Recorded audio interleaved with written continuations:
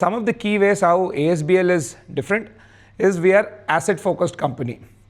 So before starting this business in 2017-18, when we were doing research on what should be our key USP as a company and like how to even establish what should be the philosophy, the guardrails of the company at the top level. Lucky for us, again looking at the past, what all my father and all, where all they struggled, what was their pain points. So we realized that it's better to be asset focused. And even data also suggested that most of the company, not all, most of the companies who were multi-asset, who were operating multiple assets, struggled over a 10-year period of time, because in real estate each asset, like housing, behaves differently. It has a different supply chain process, it has a different consumer life cycle, different cash flow life cycle. If you're doing hotels, it's different. If you're doing plots, it's totally different. So different asset classes have totally different, each of them behaves like a completely different business altogether. So we became asset focused, so we were very clear.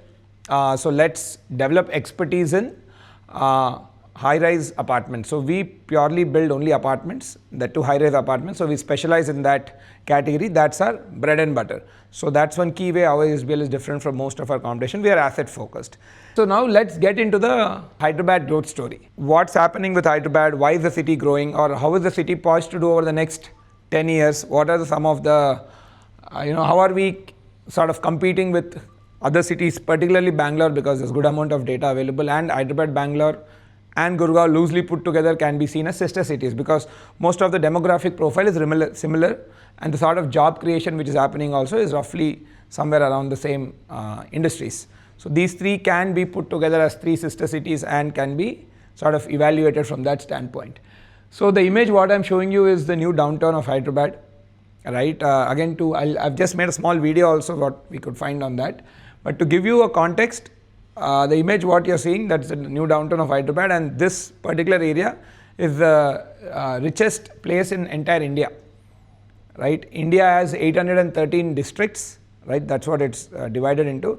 This is the richest district in the country, boasting a per capita average income of close to $20,000 US per annum. That's almost at the scale of, if I may put in, roughly, I think Dubai is around 25 to 30 if I'm not wrong. So we are 70% of that.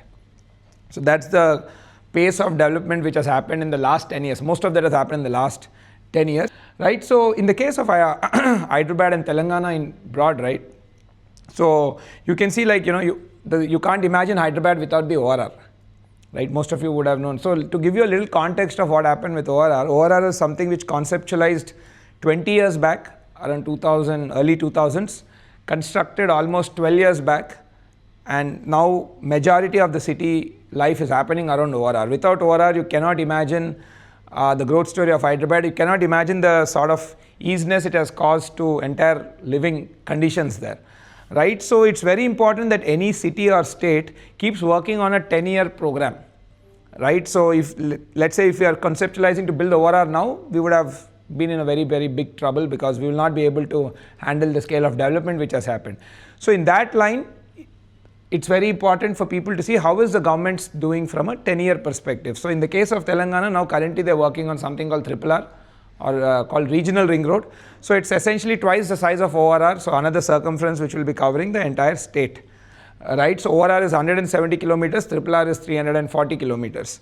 And recently, I think just a week back, government has come up with a program now where they are like moving all the industrial, manufacturing plants and everything from within the ORR to in between ORR and RRR region. So in between ORR and RRR is where they're categorizing more around industrial clusters, which will be connecting a lot of, I would say, semi-urban and sort of peripheral Telangana, and focusing industrial clusters there. So what that will do is decongest the city, particularly from a freight movement standpoint, right? And second thing, even sort of help the AQI, air quality kind of issues also. And then the core region within the ORR will be categorized as a principal GHMC, or the principal municipality region, and there all office type commercial activities and mainly will be focused around consumer, like people living, residences. So that is how they are sort of redesigning the entire space. Invest a lot of money upfront before India has been the factory of the world, India is becoming the office of the world. So the first one is, should we invest in real estate? Is it overvalued, right? So let me digress that question. So if anybody is investing in real estate from a rental standpoint, I'm saying clearly don't do it. Because naturally, right, 4% is what your rental yield is. your home loan interest only will be around 7.5%. So rental yield perspective, real estate invest cheyoddu, right? Now, if you are investing in real estate, you need to invest from a flipping standpoint.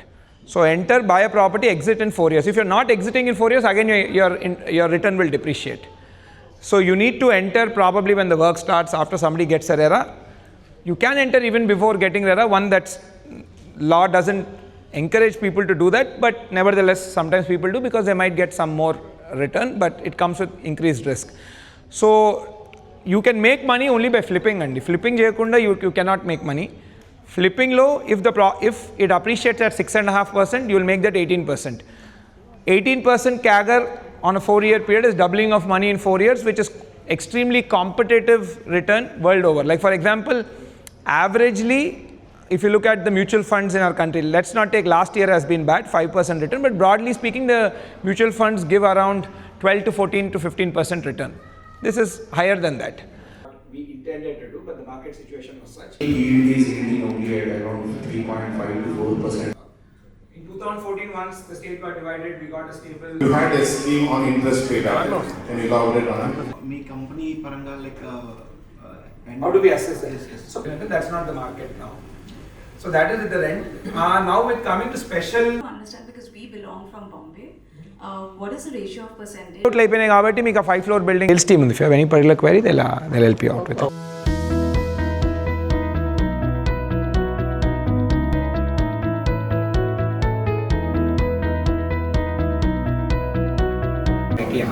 So you can imagine the sort of number of people are going to move into the city, right? Second thing is got to do with your cost of living, right? For the same amount of money, let's say you're spending 100 rupees, averagely speaking, generally speaking, you get 100 square feet in Bangalore. In Hyderabad, you'll get 200 square feet. Okay. Right, so you'll almost get twice for the same amount of money. You'll get twice the amount of space what you get in Bangalore, and almost 4 to 5 times more than what you get in Bombay. So more space means better experience and better quality of life. Third thing is the young demography. In the city, a lot of younger people are moving in, right? So it's a vibrant urban ecosystem. And to add to that, the entire traffic condition. Nobody wants to waste time in traffic, right? So